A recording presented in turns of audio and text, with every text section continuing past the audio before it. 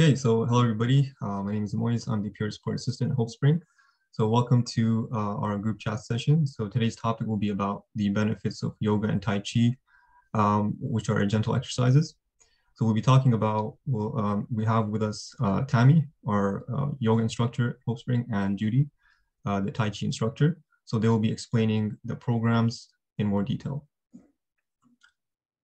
So before we get into the actual presentations, I'll just give a brief introduction about gentle exercises and just some information to keep in mind. So gentle exercises and physical activity are great to boost your physical and mental health. You don't have to go to the gym or go for a long run to feel mental health benefits. Instead, you can do something a bit gentler. So gentle exercises can easily be done at home with little to no equipment. This is a great way to feel active without feeling too tired. Health experts recommend adults to get half an hour of moderate intensity exercise 5 times a week. So some types of gentle exercises may include like going for a walk or cycling or just cleaning your house, doing some regular household chores. Gardening is also really good. And you can even consider signing up for yoga and meditation, Tai Chi. So these are all great programs for gentle exercises. So, gentle exercises are just a very easy way to boost your physical and mental health. So with that said, I'm going to go straight into the presentations. So we'll start off with Judy, our Tai Chi instructor at HopeSpring. So I have a few questions for Judy regarding the Tai Chi program. So first of all, Judy, can you explain what is Tai Chi? Just a brief overview of what Tai Chi is. Well, without going into the history of it at all, because that doesn't matter. Tai Chi is a series of slow, very gentle movements that are done with emphasis on breathing. So it doesn't matter, especially in the class that I teach, whether or not you're able to stand up, you can still do the class. It's a very good class when people are first recovering from surgery or they're dealing with the various types of treatments that they might be getting that leave them fatigued, but they can still do this. Maybe I should stop there because I think if I keep going, I'm going to start answering your next question. Right. So yeah, so that leads to the next question. What are the benefits of Tai Chi for cancer patients and even for caregivers as well? Yeah, that's exactly where I was going, because in thinking about the fact that people often are very sedentary during treatment or after surgery, Tai Chi is a really gentle intro to movement, and that movement is very important just to the lymph system alone. Your lymph does not move unless you do. So that's one very important thing, as I say, for first-time people that are still under treatment. Tai Chi is often called moving meditation because you get the same benefit that you get from meditation, but it's wonderful for people who find it hard to just sit. That can be very difficult if you're feeling pain and discomfort. Whereas when you kind of connect to your body and take it through these slow, gentle movements, it often helps to relieve some of that discomfort. And it gets you out of your mind, because your mind is where we awfulize things. So I often say in my classes, like, don't think about tomorrow because we have no control over it. If you're thinking about and fearing tomorrow, you're bringing those fears into today, and they have nothing to do with today. And you kind of miss out on the joys or the gratitudes that could be found in today. So we do have that sort of focus, helping people to let go mentally, because when they let go physically, that mental letting go and the emotional letting go often will follow for them. So even though we can't change that they have to deal with, we help them to deal with them with less stress. Right. We have found that Tai Chi helps people to sleep better, sleep more deeply, because of, again, the focus on the breath gets that oxygen saturating your cells, and it takes you to a deeper sleep. And that deeper sleep is healing, and it helps you to awake like more energized and refreshed. People have told me that during treatment, osteoporosis can be a danger because of the chemotherapy and the difficulty that that causes for bones. Well, Tai Chi, being something that you do on your feet, being a weight-bearing exercise, puts that gentle stress on the bone and the muscle that gives the bone a signal to, hey, I better get a little stronger. And so the people told me that's also a benefit. Tai Chi is something, when I talked earlier about the breath and learning to actually follow the breath, we work with 3 different kinds of breathing during class. And it's almost just as a result of the type of movement that we're doing. I have found that when people have stress or have pain, they tend to hold their breath. You'll find yourself all of a sudden going and wondering, oh, what's wrong? Why can't I breathe? Well, the stress often results in just simply not breathing. I had one man tell me that as a result of doing class, he became aware that when he was at work and really working on something that was stressful, he stopped breathing. And I said, wonderful.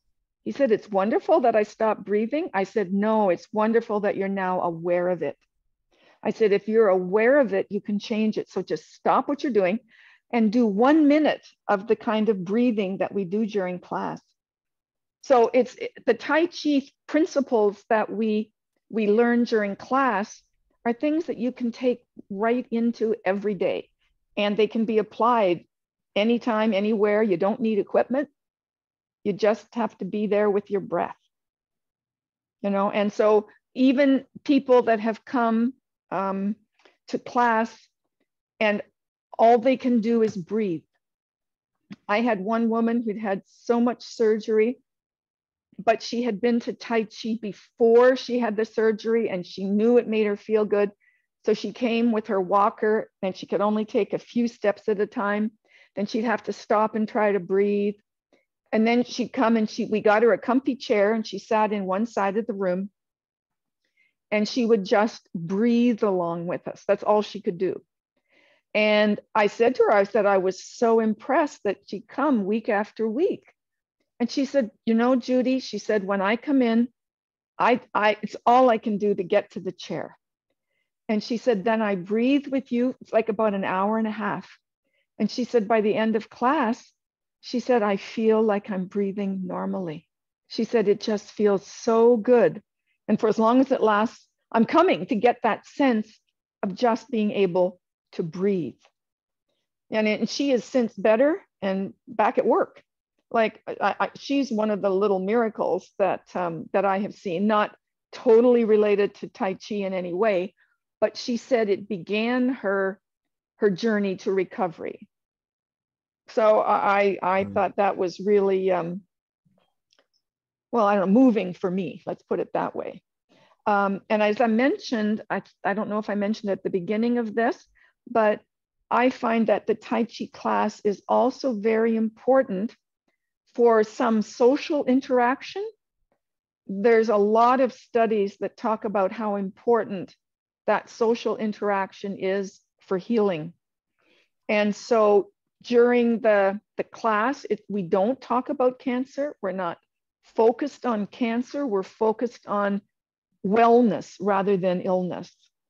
And the people share other things that matter to them during class. It does promote strength building, even though I said you can come and just sit and breathe. But I give them some exercises later for people that are in that situation that they can do sitting down and do using their breath and gradually build up their strength so that they can maybe do part of the class standing, something like that. I think I might have done it again, Moise. Did I move into the question about things that have... that's completely fine. That's really great. You know, you're talking about yeah, what people have experienced as a result. I've had people who've had their blood pressure go down, more than one. It tends to be, well, anybody that has a blood pressure problem, let's put it that way.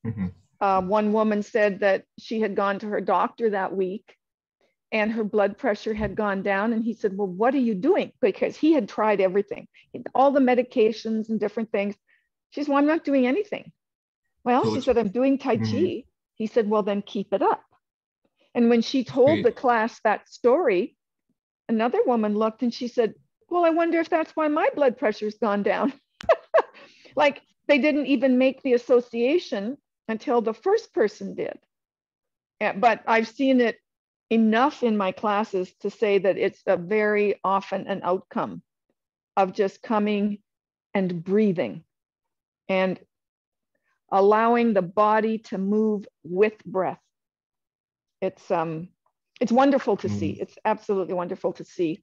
The other experience that I had was a woman, she was in her 90s and she had been on oxygen for 17 years. So she had to go around with her little container of oxygen and wear the nose piece all the time, and she hated it. So she'd come to class, she'd sit down before class and she'd take it off. If she wasn't moving, she didn't need it. And so she would talk to people around her. We would start class, she'd go back to using her oxygen. And then when we stopped in between and did some sit down breathing things, she would take the oxygen off. Well, this went on for over a year.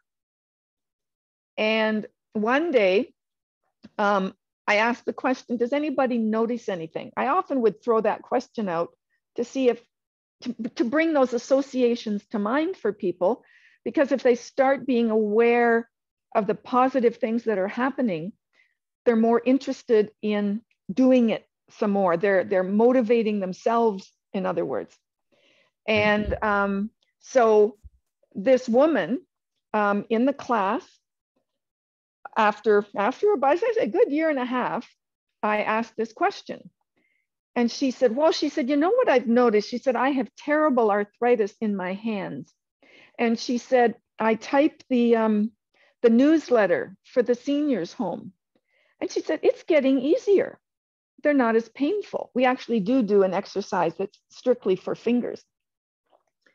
And so I said, that's fantastic. I said, did you notice anything else? She said, no. I said, well, I'm not usually looking at anybody or watching them during the class. But I said, I happened to look up and I said, I noticed that you did all of the soft exercises without your oxygen. She said, no, and it was sitting there. She hadn't even put the oxygen on. And again, a little bit of time later, she said she'd been to her doctor and her doctor turned down her oxygen. After 17 years, she was now getting too much. So I can't say what people will experience. I'm mentioning some possibles. But the thing is that when you breathe more fully, your body will take that breath, that extra, we'll call it extra breath, that's not just keeping you alive, and take it where your body needs it the most. And that's been my experience, my own experience, as well as the experience of people in the classes, that it depends what you need, what you will notice first as an improvement. anyway, I wouldn't trade it. That's amazing, Judy. Yeah, so from what you said, I can pick up a lot of benefits from Tai Chi, from especially from what the previous your members have said. For example, like they have a greater control over their breathing. It really helps with their stress levels. You know, their blood pressure goes down. They feel more relieved. So these are all really great benefits of Tai Chi. So yeah, thank you for sharing that, Judy. Um, and the last question, Judy, how often do you think Tai Chi should be done? What's the ideal frequency at which Tai Chi should be done? I mean, I would say daily. Daily. If you're asking ideal. Mm-hmm. I say even more than that. I suggest to people in my class, it depends how you're defining Tai Chi. If you're talking about doing the form that they learn, I would say once a day is probably great. A couple times a week is good. Even once a week is really helpful. But like I said to you about how you can apply the principles of Tai Chi to what you're doing all day long. Like, okay, you're feeling stressed, just stop and breathe for 1 minute. Our teacher used to say, stop and breathe for 1 minute out of every hour. Breathe consciously and see how you feel at the end of the day. And it's not usually too hard to find a minute for yourself a few times a day, right? So the more often you go to your breath, the more quickly I find that when you take that first breath, it's almost like your body says, oh, I know what you want to do. And it begins to relax and let go more and more quickly all the time. So how often should you do it? I would like to get beyond the should to where the person feels good when they do it and they use it when they need it. And it doesn't matter, right? Right. So it depends but minimum is once a week. Mm-hmm. Once a week. And I'll mention too that I do have 2 other classes every week. And we no longer charge for any of our classes. So I have opened the classes up to the people at HopeSpring as well. So some of my people now will come 3 times a week and find it very helpful. Great. And Judy, can you tell us when do you offer Tai Chi and what time do you offer your program? The other 2 times, one is Saturday morning at 10 o'clock. Okay. And the other is Monday evening at 6:30. 6:30, okay, great. So that way, if people can't make it to one, maybe they can make it to the other 2. I've just simply found that people respond to the benefits of it. And so I just want it to be available for them as often as they can make it. Great.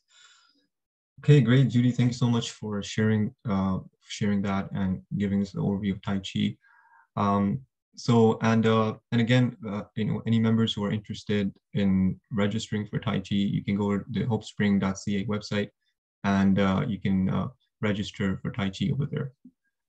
Okay. Thank you very much for this opportunity, Mas. For sure. Thank you. Okay, so now we'll move on to Tammy, our yoga instructor. So she will be giving an overview of yoga at HopeSpring and some of the details.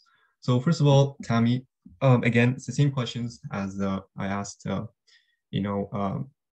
Judy. So can you give a brief overview of what yoga is and what are the benefits of yoga for cancer patients and caregivers? Absolutely. When we're talking about yoga, there are so many, again, it has a huge form. So we want to talk more about asana practice, asana meaning the physical postures. Some of the other components of yoga do interplay within the practice, but mostly when we think yoga, we think of the physical practice. If I might just share my screen, Maz, I can just go through some of the benefits with some slides that I've created. Sure.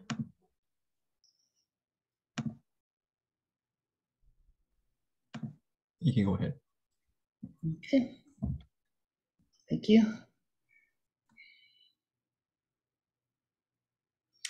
Okay, so some of the main components of yoga, and as I said, we're talking about asana, so physical postures. It is working with right exercise, breathing, relaxation. It can include conversations about diet and nutrition, positive thinking, self-reflection, and there is a meditative component. So we come to the mat in this idea with mindfulness that starts to unfold into all of our experiences, so off of the mat as well. The majority of things that Judy mentioned a few moments ago can be applied to yoga as well. So some of the benefits, it can relieve anxiety and stress, increase flexibility and mobility, relieves back pain and stressors, pain overall in the whole body. When we take the body through a full range of motion or full range of what it can do in that moment, it is very relaxing for the body and helps to boost its healing. And in doing so, it increases circulation. And again, this is just so much more. There are so many benefits to the practice. Mindfulness being one of the components that we bring to the practice so that it can be utilized off of the mat as well as on. So research shows that yoga has successfully been known to help with osteoporosis, arthritis, heart disease, and again, so much more, including cancer. Healing the body and mind, helping you release responses from the parasympathetic nervous system and increasing the sympathetic nervous system. Now, what do I mean by that? I just have to tell you, I have no idea where this slide came from. Somewhere Pinterest or something is where I got it from. So simply explain these two systems of the body. The sympathetic nervous system is our flight or fight mode. So it prepares the body for stressors. And originally it was because a saber-toothed tiger was probably going to come up behind you and attack. Right now in our world, it's COVID that is a big concern for a lot of people. So that causes a lot of stress for the body, which makes the cortisol and adrenaline levels increase. It increases the heart rate and blood pressure, and it decreases digestion. So what we want to do is come from the parasympathetic nervous system so that it helps the body to rest and digest, which brings the body back to a state of calm. And people know when they're going through the cancer journey, that sympathetic nervous system, they are stressed and they're worried and concerned about the future. So we want to bring them back down to the present moment, or what we could call the deep now, so that they can experience the benefits of having the parasympathetic nervous system in charge rather than the sympathetic. So again, it returns the body to a calm state. It increases growth hormones, decreases heart rate and blood pressure. And when the body is relaxed, it naturally works towards healing. So I often say, if you're breathing, you're doing it right.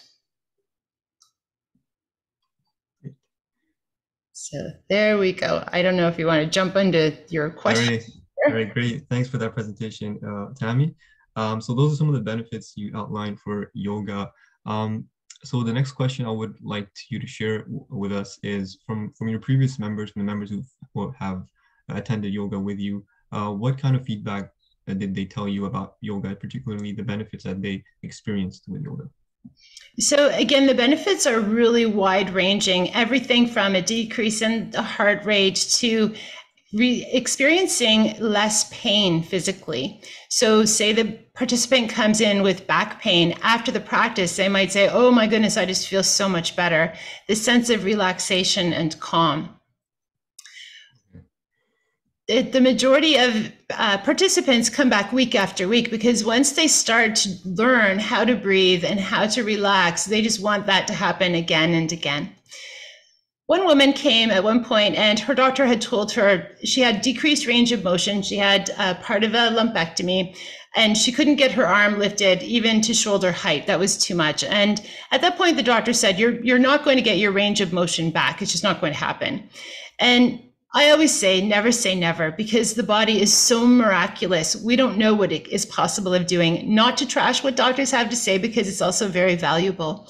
But over a period of time working together, she had the ability to get her arm all the way back up by her ear, which she was she thought it was a miracle. It was just something that nobody thought would happen. So she received that as a benefit from practice. And of course, that didn't happen overnight.